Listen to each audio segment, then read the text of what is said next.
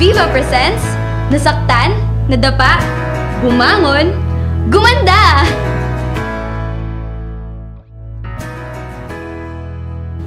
Frustration alert! Simula nung tumungtong ako ng college, pakiramdam ko, lumawak ang mundo ko dahil na rin siguro sa mga bagay na hindi ko naman dapat matutunan ay nalalaman ko. Yung pakiramdam na akala mo, nung high school ka ikaw na isa sa pinakamaganda at pinakagwapo sa campus nyo. Pero, pag tungtong mo sa college marami palang mas higit sa'yo. Pakiramdam mo, alam mo na lahat at nagawa mo na lahat ng gusto mong gawin. At frustrating dahil marirealize mo na mali pala yung mga akala mo. Relax! It's just your feeling. Lahat tayo dumadaan sa puntong yan. Ever since I entered college, palaging sumasagi sa isip ko na I wish I was good enough o kaya naman I wish my life was better.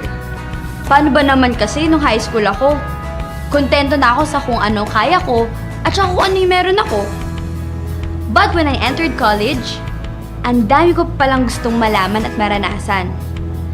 Diyan papasok ang salitang peer pressure and curiosity. Peer pressure. Ito ang sitwasyon kung saan nadadala ka sa mga nakapaligid sa'yo. Yung tipong porket nagkakating yung mga kaibigan mo sa klase, sasama ka na rin. Kung ano trip ng mga kaibigan mo, trip mo na rin kahit na ayaw mo naman talaga at hindi mo naman to dating ginagawa. Kung dati ay hindi ka gumigimik, ngayon, nako, mas mahaba pa yung oras mo sa paglabas-labas kaysa sa pag-aaral. Curiosity. Ito ay bunga ng pagtataka tungkol sa maaaring kalabasan ng isang bagay na hindi mo pa nagagawa. At dito pumapasok, umiikot yung tanong na, what if? Bukod sa mga unang nabanggit, sa college mo rin mararanasan at mararamdaman yung pakiramdam na gusto mo bumili ng bagong sapatos dahil yun yung uso, o di kaya naman gusto mo ng bagong gadgets dahil social at saka big time yung mga nakapaligid sa'yo.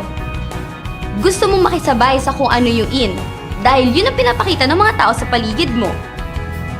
Yun bang pakiramdam na hindi ka confident na naglalakad ka sa hallway dahil pakiramdam mo may mali sa'yo? Easy ka lang! Parte yan ng pag-unlad mo bilang individual. At some point, life will make you feel down.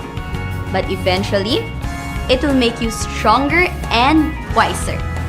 Kung nararamdaman mo ang ilan sa mga nabanggit, cheer up! You don't have to prove yourself to anybody.